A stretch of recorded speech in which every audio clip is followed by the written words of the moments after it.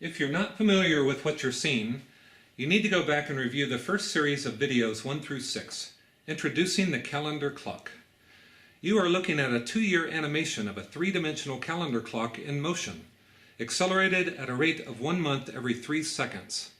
This shows a very basic calendar clock, showing only 4 main elements: the central Earth, the Sun and Moon, and the background of the stars.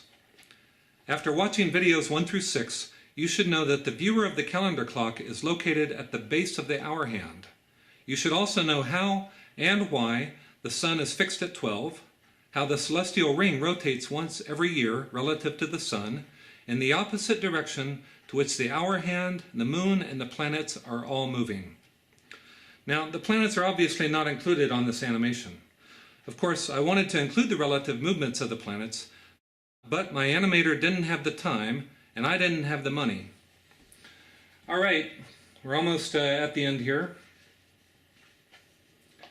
And there it is. So my name is Dr. Keith Whitten, and I am the author of these 2 books, Introducing Monadic Spacetime and the Calendar Clock.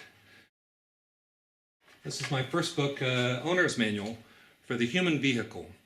And this second series of 4 videos where I'm describing the astrological implications of the calendar clock will be based on information which is provided in a lot more detail in both of these 2 books.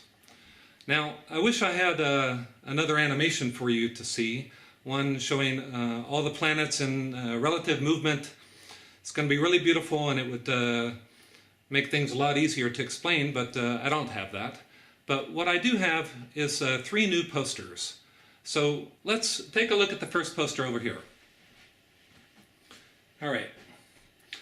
So this poster here is, let's start by, I want to show you what time and date it is, just to remind you how to do this. You should know this already, but remember, we're located here at the base of the hour hand in Northern California. And the hour hand is pointed straight down at 24, so it's midnight in Northern California. Now the date, you can read the date here on this day indicator ring along the edge here, July, June, May here, right? Now, if you remember, you've got the 2 dark blocks indicating the weekend, followed by the 5 light blocks indicating the weekdays, and you've got a dot indicating the 5th day. So here's 5, 10, 15, 20, 25, 26, 27, right? So this is May 27. Here's the weekend, Saturday, Sunday, Monday, Tuesday. So it's Tuesday, May 27, midnight in Northern California. That's the time and the date. Now, there's a lot more information that you can extract from this calendar clock. Remember, you're located here at the base of the hour hand. If you were to go outside and face south, which is the direction the hour hand is extending away from you, you would be able to find the sun, you'd be able to find a full moon directly overhead. And here's, this is Uranus. Each one of these zodiac blocks here is 30 degrees. So Uranus is about, 20 degrees away to the east of the moon. Here's Saturn. It's about 50 degrees to the east of the moon. And here's Neptune. Neptune would be, you could see Neptune rising on the eastern horizon. Now, all of the planets are accounted for here on this calendar clock face.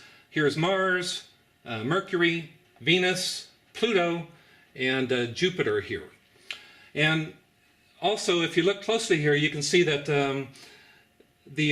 there's a bunch of different colored circles here indicating the planetary pathways. For instance, this blue circle here is the orbital pathway of the moon. The dark red circle is the ecliptic, and all of the planets move fairly close to the ecliptic with the exception of Pluto. Here's the path of Pluto. Pluto is tilted at about 18 degrees relative to the ecliptic. All of the other planets are actually tilted very minor compared to the ecliptic, just a few degrees at the most. Now, here's Mercury and Venus. These are the two inner planets. Remember that, this is a Earth-centered view of the solar system, but in reality, the Sun is the center of the solar system. The Earth is actually orbiting this along with all the other planets. You're seeing the projection of these planetary bodies onto a celestial sphere, or in this case, the celestial ring. So this yellow pathway here, this elliptical pathway, is the orbital pathway of Venus projected onto the celestial ring. And Mercury here is the smaller, or this red pathway here. And these two planets never get too far away from the Sun. So you can only see them right after twilight. In other words, when the hour hand is projecting out about here, you can see these planets close to the Sun as the Sun has set, if they're on this side. Now, another interesting thing about what this is going to show, and this is actually a programmed calendar clock which you can access, is because you're looking at an Earth-centered perspective, there will be times when the planets will go retrograde. And the inner planets go retrograde here around the number 12. For instance, Mercury is actually orbiting in this direction. So when it's moving in this direction, it's going prograde, and then as it moves back this way, it will appear to go retrograde, so it will start blinking. Now, there's a different mechanism for the outer planets, Mars and Saturn and Jupiter. They will move retrograde when they're down here at this 24 end of the polarity of this calendar clock. So, for instance, it does get kind of complicated, though, because, for instance, here's Mars. Mars has an orbital period of about 2 years, actually. So Mars is currently in Pisces. Here's the sign of Pisces. It will move in this direction. All of the planets move in the same direction as the hour hand is moving, which is this direction. So Mars will move along its orbit. Over the course, it'll take 2 years to get from here all the way back to here again. Jupiter takes 12 years to go from here back to this same location. Now, what complicates this is the fact that while these planets are moving this direction, this is relative to the fixed background of the stars. But on a calendar clock, the background of the stars are not fixed. They're actually moving in this direction. You remember the animation? The celestial ring makes one full rotation relative to the Sun once per year. So you have a very complex choreography of all these planets. Some are moving this way. They're being carried by the celestial ring. These are moving back and forth. This is why it would be very nice to have the animation. But we don't have that. But the bottom line is, once we get all these planets programmed in here accurately, you will be able to find any celestial object at any moment in space-time. So for an astronomer, this is a wonderful device. But what I really want to focus on at this point is the astrological implications of the calendar clock. Now, what you're looking at here, this particular calendar clock, this is actually the equivalent of a three-dimensional astrological chart. In other words, here's the signs of the zodiac. The planets are located where they're at in the signs here. This is better than any two-dimensional astrological chart. Now, astrology is based upon the idea that the planets are somehow having an impact on us individually and as a society here on this planet at the center, right? And for the Sun and the Moon, the impact is obvious, right? The Sun is radiating heat and light. The Moon contributes to the tides along with the Sun. So no one disputes the fact that these two planets, the Sun and the Moon, are impacting us even though they're a great distance away. But these other planets are very tiny. You can barely see them in the sky. Mostly you need a telescope to make them out at all. And so it's easy to ignore their impact. But my model for how these planets are actually having an impact is based upon the idea that all of these planets have magnetospheres. Now, the original magnetosphere was discovered in 1958, and we sent up a satellite and discovered that we were having a hard time communicating with it because we discovered that there was an electromagnetic field up there. And eventually we sent up other satellites to determine the shape and the strength of this field. And we discovered that it's actually in the shape of a torus. So a torus is a donut shape. And the axis of the Earth penetrates the whole of the torus. So you've got lines of force going this way and forming a torus around this planet. And all of the planets, including the sun also has a magnetosphere, which is shaped like a torus. And I say that all of the planets have magnetospheres. It's not entirely true. The fact is, Venus and Mars have what's referred to as induced magnetospheres.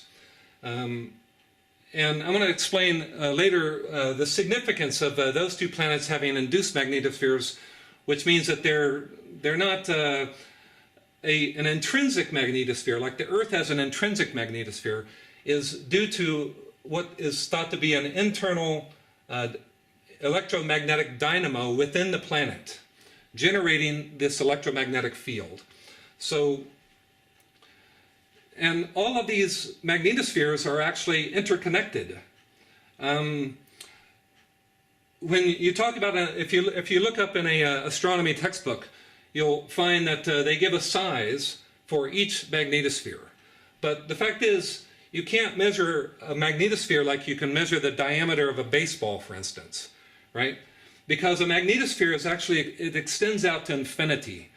So when they give a size, what they're saying is that with a specific detector, you can detect the magnetosphere out to this certain distance.